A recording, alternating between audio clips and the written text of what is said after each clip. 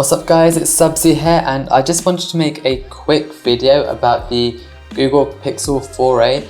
And many people would look at this and look at the price tag and look at the specs compared to other phones and look at the benchmarks and think that this phone isn't going to be good enough for them, purely based on the fact that it has a Snapdragon 735 processor. Even if they like everything else about that phone, they're going to think, oh my god, I can't use this, it's not going to be good enough for me, it's going to be slow, it's going to be this, it's going to be laggy, it's going to crash, it's going to this and that and everything like that. But I've been using it for 2 months now and it's been perfectly okay for me. And when I say that, I don't mean that lightly. It's never hiccuped for me, it's never bugged out, it's never crashed, it's never been slow for me. And I'm not a gamer or anything like that. I don't play many mobile games, if any. But I would consider myself an average user, like a general casual user who uses it heavily for everything else. So I'm always on the phone for social media, for texting, for maps, for fitness, for everything apart from gaming, it seems. And it's never hiccuped whatsoever. It's just done everything smoothly. It's even done picture-in-picture on apps whilst doing other stuff. And so this video is just going to be me showing you guys that performance, and I'm recording this at 60 frames a second so you can see it, and nothing above that would work anyway because this is a 60Hz display, so that's perfectly fine. Just so you can see the performance, see if there's any frame drops or anything like that around the UI, multitasking, gaming, anything. So let me just start with the multitasking of this phone.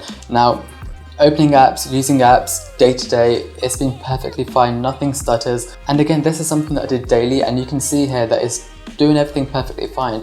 Things may take a second to load sometimes, but it's not slow per se, and your old phone may be slower, even if it's benchmarking higher, just because it has a lot of stuff built up over the years and stuff degrades. This is perfectly fine, and you can see multitasking, it keeps stuff open in the background, it doesn't have to reload stuff. And it's just not been an issue. The only issue for me, and it's not really an issue, is that images sometimes take a second to process, or a few seconds. But even then, they're doing it in the background. You can continue taking photos. It's just when you go to view them, it may have like a spinning thing saying like processing or something. But again, it's doing it in the background, so you don't have to wait for it to finish to do something else. You can keep doing what you're doing. And this has never been an issue for me. The performance on this is fantastic for me. Now, if we jump into games, let's start with some basic casual gaming. Now, I just went into the Play Store and got some popular games. I didn't really know what was good, what was not to test with. But some are familiar, like Asphalt, but we'll get into that in a second.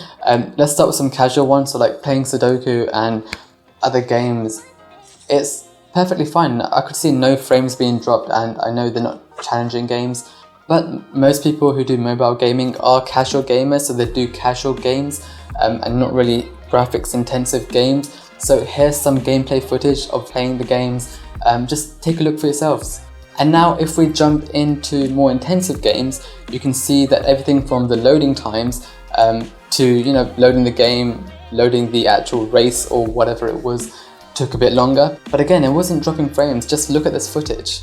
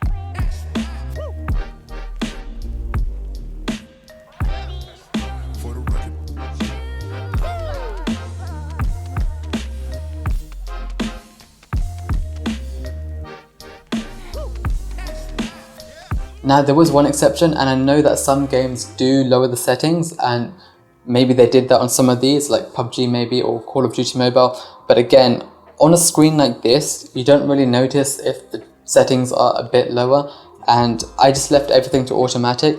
And for me, in Call of Duty Mobile, in PUBG, it was perfectly fine. I had no frame drops.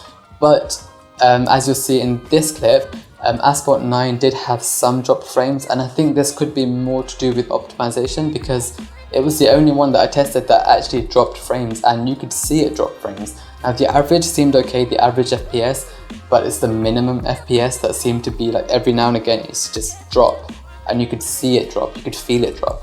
But again, that was one in many games.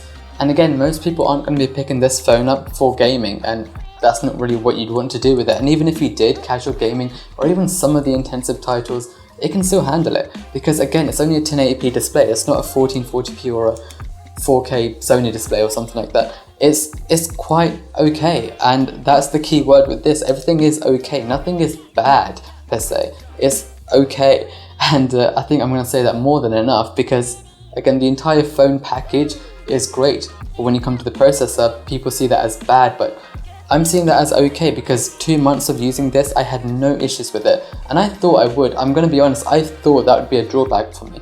I thought I was going to be like, oh my god, this is slow, coming from a Pixel 2 XL which has a Snapdragon 835, which benchmarks more than this. And this feels faster to me than that, because that is 2 years old, or 3 years old now.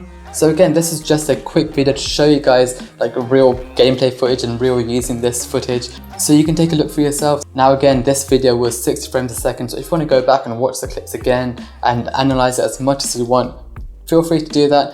Just make sure that you're watching this in the highest quality possible for you, so you get the most detail out of it and you can actually understand what's going on, you can see the footage.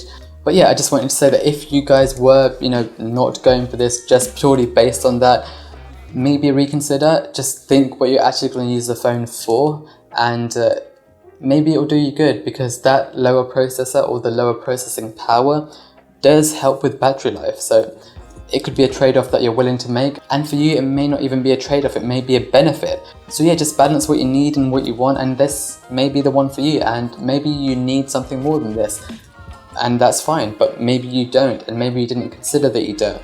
And again, just make sure that you know what you want your phone for, and you pick a phone based on that and not based on just purely benchmarks, because they don't speak the truth. And again, benchmarks on a Pixel phone versus benchmarks on a phone with tons of bloatware are going to be very different. They're going to benchmark higher, but they may perform slower. And just try to see people using the phone, watch as many videos as you can about the phone if you are concerned about that. But yeah, if you found this video useful, be sure to click like, hit the subscribe button, and click the bell icon so you don't miss any future content. But as always, it's been Subsy here, and I'll see you guys next time.